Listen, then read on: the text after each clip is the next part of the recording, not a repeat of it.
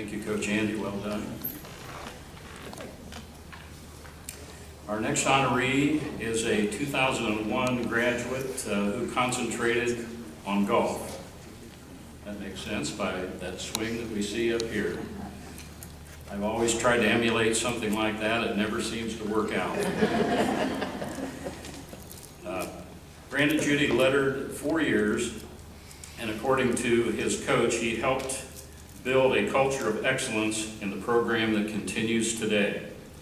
During his golfing career, Brandon established numerous scoring records, which many of them still exist today for Beaver Creek High School. Brandon was a 2-time WOL tournament medalist, as well as a 3-time first-team league honoree. Brandon's exceptional talent helped lead his team to 3 league championships, sectional champs, and the participation in the state championship in 1998. After high school, Brandon went on to play golf for 4 additional years at Wright State University on an excellent golf team there. We welcome Brandon Judy to the Beaver Creek Hall of Fame.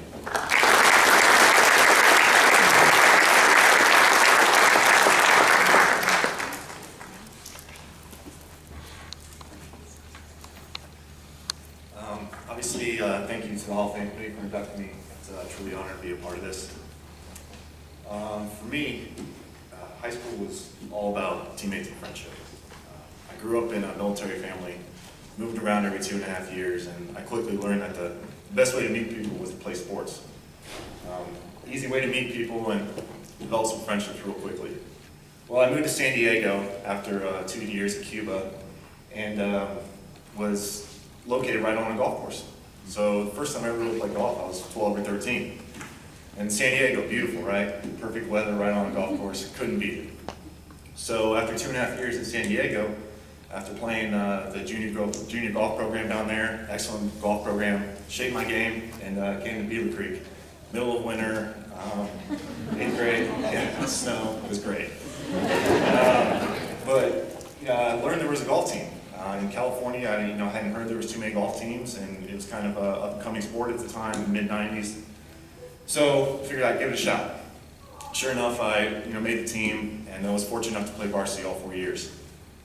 First 2 years, I played with a lot of upperclassmen who led the way, showed me a lot, took me to a state tournament in 1998, one of my best memories of high school golf.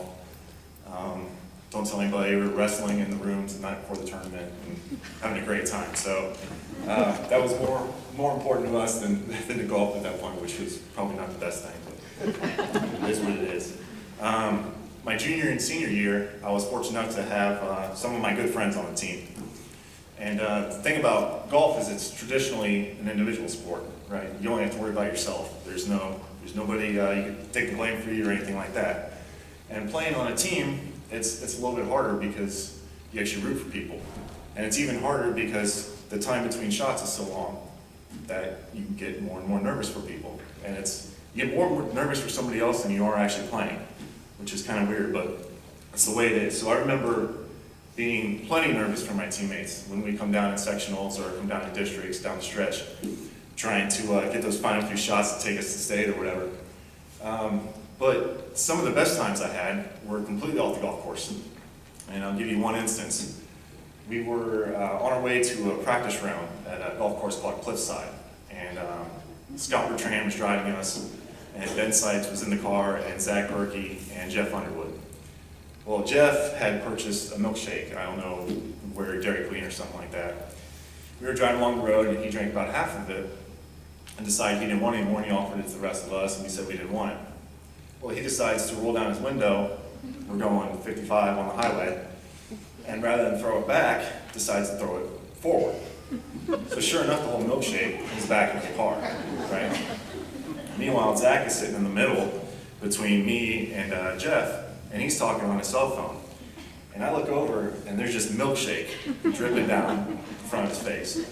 And he, dead serious, doesn't even crack a smile, gives Jeff the death stare, and turns around and just continues talking on his cell phone. Meanwhile, Jeff is crying, laughing so hard, and myself too, crying as well.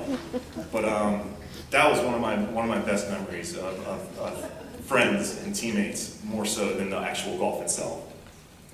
I'd like to thank a few people, obviously Coach Holden and Coach Narker, for pushing my arrogant butt around and putting me in my place. And my family, my brother Shane, obviously always supported me throughout my career, beyond high school, beyond college. He's the guy I call after all my rounds trying to play professionally and gripe to and moan to. And he'd always sit there and listen and put things in perspective for me. My parents, can't thank them enough. Unfortunately, they couldn't be here. They're celebrating their 40th wedding anniversary in Florida. So clearly they have their priorities straight. But they did it for me. My junior golf career in San Diego, they take me to tournaments on Tuesdays and Wednesdays, taking off work and just hauling me around. And I can't even think of a match that they missed in high school or college. And college was the same way. Mondays and Tuesdays we'd play. They were there every day, every time. And nothing but support. Never pushed me, never pressured me, just support the whole way.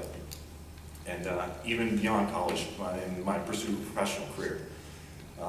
Never-ending support. And to this day, and even this summer, I went to play in a tournament. And I was talking to my dad, and he said, "Well, you need help with a flight out there, or what? What do you need?" And I'm just going, "How? When does it end? When do you when do you stop supporting me?" But I guess that's what parents are supposed to do, right? So sad they couldn't be here, but I'm sure they'll see this, and I thank them very much. And thanks again to Beaver Creek for the great honor. Thank you.